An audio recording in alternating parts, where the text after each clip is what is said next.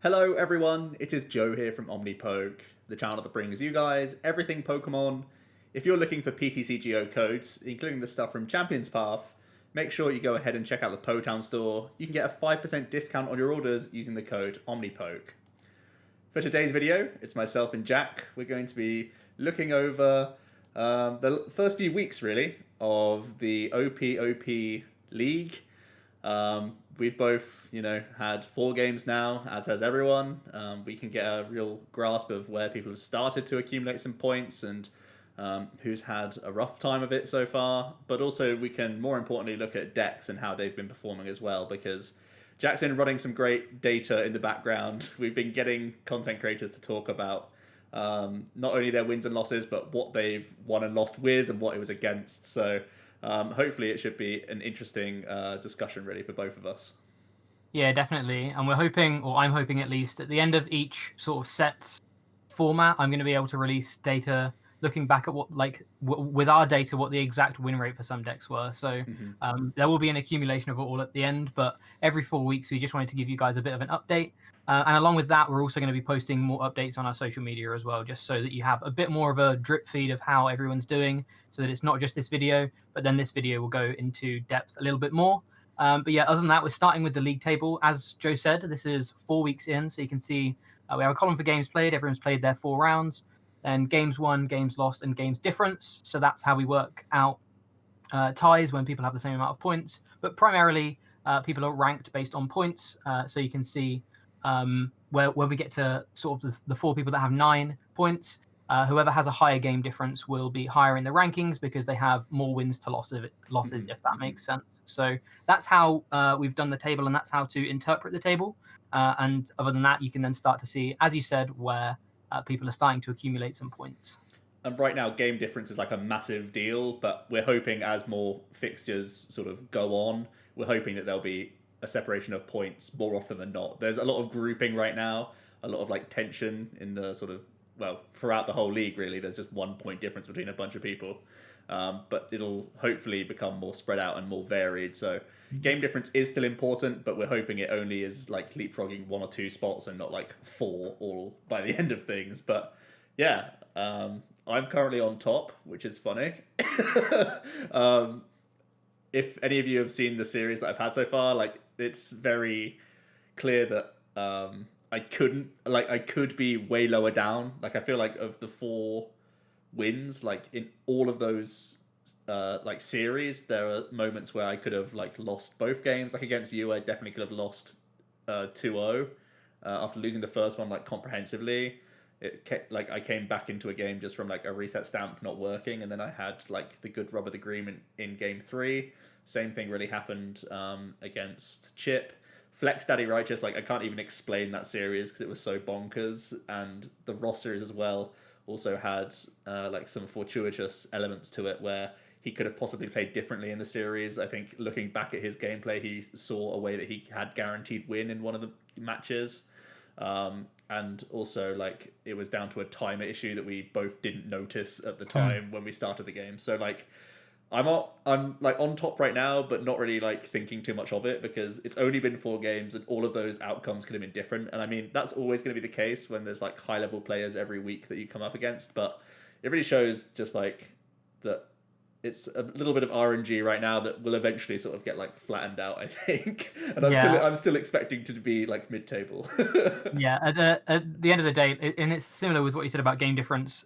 4 weeks in, there's going to be 38 game weeks overall, so that's still only just under 1/9 of the whole league. So we still have a long time for, like you say, the game difference to balance out and everything to sort of balance out a little bit. But these wins and losses are a bit more of a big difference when you're leapfrogging like a quarter of the amount of points that someone else has. So it's all gonna shift around pretty drastically, probably for the first like 20 weeks or so, and then things will start leveling out as sort of more consistent results happen, if that makes sense. I've had a little bit of a rough time so far. One thing I will say to kick things off though is this is the most fun I've had playing Pokemon since we've had to stop playing Pokemon. This and like the Limitless series have actually really helped me stay motivated to play. So it's been a lot of fun, even though I have had a pretty rough time so far. The first couple of weeks I played against Rahul and Chip. both of those games, both of those rounds or weeks, I really enjoyed. I didn't feel I felt, but both of the rounds were fairly even as well. It was just kind of it could have gone to either player. Round 3 against Joe, like as Joe mentioned a minute ago, there was a little bit of rough luck that I think caught me off guard somewhat. And then round 4 against Pablo, again, I had a pretty I round 4 against Pablo is the only round where I haven't won a game. So far I'd still taken a point, and that was basically my goal in the early weeks, is to just kind of lock in a point, because I think individual points will probably benefit me out like into the mid-table towards the end of the season. Sure. So I was pretty happy just taking individual points. So none of the losses I was too worried about, but the one loss against Pablo, I was not able to take a point. I didn't see a 9 energy turn from a Lapras VMAX coming. Didn't play around 9 energy. Didn't even play Lapras around VMAX. it. And it swiped me, and obviously there was nothing I could do. So that this week has been the only round where I haven't been able to take a point, but either way, the games were still pretty fun. Other than that, as you can see, everyone's sort of still, everyone has taken points, everyone has taken games, which is really, really good to see. And the sort of bunching or the grouping in the middle, I think shows how sort of balanced and well we've tried to keep the balance for the players in the league with sort of the skill level and that kind of thing. Everyone in the league is obviously a very, very good player, and that I think is represented by the stats here. Everyone is still very, very bunched up. There's only one player, yourself, with 12 points, and I think that's actually a really good thing when it comes to sort of the anticipation of the series, because this could all change week by week at the moment, because everyone is all bunched up. So I'm actually really happy to see a lot of sort of clumping in the early weeks, because I think it shows that the all of the content creators are really feeling passionate about the series and trying their best. And that's basically the one thing we wanted. We just wanted some people to get involved and hopefully have some fun at Pokemon. So I'm really happy with how everything's gone so far. And the series, like the fact that we're making it that people bring 3 different decks, has brought a lot of variety just naturally. People are going to like home comforts at times. People are just bringing like the 3 best decks in format, but then also there's like metagaming week by week, because obviously there's so much exposure because you've done a video on what you've just played, and you do videos all the time talking about decks, and you can actively say like in a video just here and there in like a passing sentence like, oh, I don't really like playing this archetype, this isn't really for me, and then you can like almost write things off. Like for example, I remember watching back you talking about what I was going to bring. You knew that like I wouldn't bring Eternatus just because it's not really a deck that I've gelled with in this format, and that adds like a different element as well, which is just quite interesting I think as well, because it's led to some wacky picks at times, but it's also like this is whatever people want it to be. This doesn't necessarily mean everyone's gunning for like rank 1. Some people are just going in as experimentation, or even just like a prelude to a video that they did or are looking to do as well, because it could be a testing ground for them. So people are using this league for all sorts of different things for their own content, and that's really what we want it to be. And hopefully with the amount of variety out there, not only the variety of people that you can listen to, but the variety of decks that we've had has really made it like a strange and interesting spectacle in a good way for the most part. Definitely. So now if we look at some of those decks, you can see that there's what we have here. I've ranked the decks based on win rate on the left, and then the amount of games played on the right, because obviously you have to look at data a little bit differently. And right now, even though it is a total of 200 games we've had played in the league so far, it's been an average of 50 games a week. It's still not the biggest sample size, so you have to kind of look at the data in different ways to kind of analyze it. But that being said, you can still see that there are a couple of 100% win rate decks that have had just more than one random sort of showing. So there are a couple, the Alcremie, Weezing, Hydreigon, and Slowduck, all took a random win and probably won't be seen again for another couple of weeks, because they're kind of very far left out of the box picks. But things like Poison Eternatus, that's an Eternatus build that has really, over the past couple of weeks, seen a lot of popularity, especially in some of the other online tournaments. And you can see that some of our content creators decided to bring it here. And because there's more than one win, we can see that may actually be more than just a random sort of flash in the pan win for this deck, which is really good. Obviously, as we get more and more games played with these decks, the win rate will start to lose, and this isn't showing that things like Poison Eternatus and Waylord have 100% win rate always, but it shows that they're probably more than just sort of, like I say, flash in the pan random decks that did well. Similarly with the Waylord, as you mentioned and you've brought yourself, and then Dragapult is another one that's, if you can dodge and weave, which again in this kind of meta game that we're building, where maybe you can see your opponent has never brought Eternatus and you want to try and bring Dragapult. Obviously, there's no wide limit to the decks you can bring. You have to lock in 3 fairly early. So, there's ways that Dragapult can still win in this format. As such, you can see that things like that can sometimes squeak in as well. So yeah, it's pretty interesting to see both the deck ranks based on the win rate and then the games played, where you can see which decks have been played the most and their associated win rates. Yeah, that's one thing I like about having the flexibility of bringing a third deck but not having to lock it in. So like, you can see Dragapult's getting some dubs here, and that could be that your opponent just won with Eternatus, so you know that that's locked for them now, and you have no fear of rocking it for the second game. There's been some interesting like type coverage wars as well. I see a lot of people bringing like one water deck as well as one fire deck for some like counter picking, and then just they're either locking in like the safe ADP, the safe Eternatus. Those are like very, very popular decks that people are bringing as well. You can see that on the games played that we'll get to in a moment, but obviously, the top tier archetypes are still going to be some of the most played. Some other interesting win rates. We're really looking for the ones that have like the total. So I guess we can just move on to, we'll have a quick look at some of the least successful decks. Old Fish Knuckles has brought Butterfree a few times to no avail. The Bird Trio deck, again, that had like a flash in the pan early on, really. That sort of greens archetypes. There's Cinderace, there's Colossal, these sorts of archetypes. Well, Colossal did better in a ADP-less format, so potentially that's like a risky bring as well, trying to target specific matchups. You can see those sorts of decks come out of the woodwork here and there, because there are some targeted archetypes out there right now. Yeah.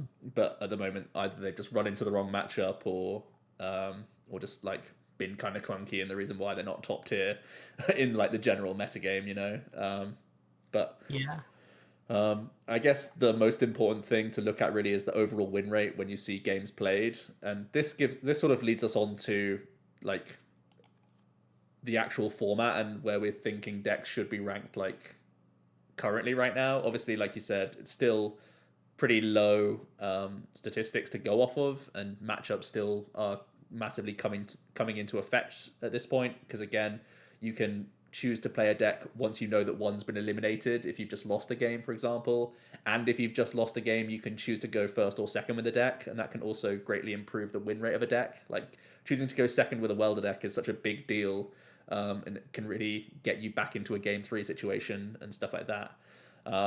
So those are all things that you have to consider in these sorts of series with these decks, but it's really been interesting to look at these win rates and seeing, how relatively low the most respective decks in the format are in terms of raw win percentage right now. Now, obviously, there are some mirror matches going on, which is pretty natural, which just lowers the win rate inherently. But what do you think about these overall percentages that we're seeing here? I think as you said, it's hard to tell on a necessarily macro scale initially, because we have only 200 games to look at, but the top 5 decks, all of them have double digits in terms of games played, and I think that's a pretty good way. We start to get a pretty good idea of a deck's actual win rate when you at least have 10 games with it, and then moving into 20, 50, 100. That's when you really start to narrow down where the win rate is. And I'm not surprised to see the 5 decks in the top 5 that we see. I think Inteleon is the biggest surprise, but as I've been doing the stats, Inteleon was really, really popular in the first 2 weeks, and then completely dropped off the map in the latter couple of weeks, from what I can see.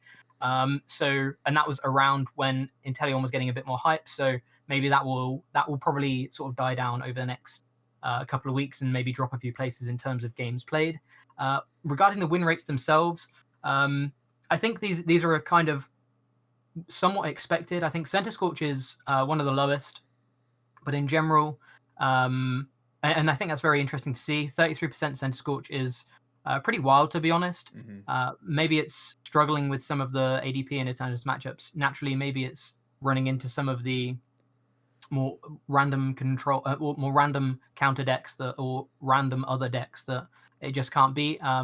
All of these stats that we can look at a later date, but in general, looking at the win rate, you can see that it's not performing too well, but it has got a very, very high representation because it is still respected as one of the best decks. If our content creators see this, they may end up deciding that Eternatus and ADP are better decks to play, so we may see less Center Scorch over the next couple of weeks. That could be really interesting. In general, though, like I say, the win rates being between 50 and 60%, typically in these kind of card games, especially in online card games, things like Hearthstone and Runeterra, when you're looking at a deck's win rate, between 55 and 60% is actually a very, very good win rate in terms of being able to climb on a ladder. Hmm. And in that case, I think it's in that respect, I think the win rates are fairly okay. There's nothing too untoward, but in the kind of meta where you're not ladder climbing, maybe you might want to look at some of the decks that have a better win rate just because they have better matchup spreads, that kind of thing. But I think in general, there's not too many surprises. ADP and Eternatus being the top two games played and also having over 50% win rate, I think is no surprise to anyone really. Similarly with Luca Metal, I feel like Luca Metal has always been a pet deck of a lot of people and has always had has had its foot in the door in this meta pretty much ever since Eternatus came out. It's had a very, very good Eternatus matchup. So in general, I think of the top five, the only two I'm surprised by, I guess, are how low Center Scorch is and how high Inteleon is. But again, I'd expect Inteleon's win rate to probably stay around the same, mainly because it's probably not going to see too much more much more gameplay. So I would expect its win rate to see a similar win rate, but probably drop down the table in terms of games played. At Center Scorch, I wouldn't be surprised if it also drops down a little bit. But I would imagine if it drops down a little bit, we may start seeing some of the more veteran Center Scorch players stick with it and boost its win rate up a little bit. So I could see it not being as represented over the next 4 weeks, but actually having a better win rate over the next 4 weeks because the people that are diehard Center Scorch players may stick with it, and the people that see this or start to maybe wean themselves off Center Scorch may stop playing it, which inherently could up the win rate if they pick something else. Hmm. If that makes sense. Yeah. And even the greens build, because we got it down here, it's only had 9 games played down here, the Magneton Senti list. Yeah, 3 That's games got played. the higher. That's got a high. Oh, sorry, yeah, 3 games played. It's got a higher win rate just naturally, and it's kind of getting more hyped by like Tord and stuff like that. So maybe that's a bit of a jumping point or a change. Actually, it's been interesting to see a lot of other welder decks. Like I've been playing the Aurora welder box, and I know there's also been the sort of more controlly list with Rhyperiors and Torkoals, and that's pretty cool as well. There's been straight Torkoals, so it feels like people will naturally have like one welder deck in the mix, and it's just down to preference at that point. And Center Scorch hasn't done anyone like too well right now, and that kind of does is a kind of a tale of the format that people are still figuring out the right Center Scorch list. It's had some good placements, but it's never really like cemented itself to be like a tier 1 archetype right now. Yeah. Another couple of decks, things like Welder Mewtwo, that all of a sudden kind of popped up again, and you can see in the first couple of weeks, it's another one that was a bit like Inteleon. I feel like in the first couple of weeks, a lot of our players were playing Welder Mewtwo, and then when I was doing the data for this past week, there really wasn't much at all. So again, these kind of things may be a little bit anomalous in the first sort of batch of data, but as we get more and more data, you will start to see things iron out and these win rates sort of level out a bit. And again, the games played sort of leveled out a bit, and you'll have a better picture of where everything is at. But things like Inteleon and Welder Mewtwo being popular in the first 2 weeks, well, because that's 50% of the amount of games we've played, that's still very, very representative at the moment. So whilst this is a little bit sort of skewed and maybe misrepresentative, it's still really, really important data to have.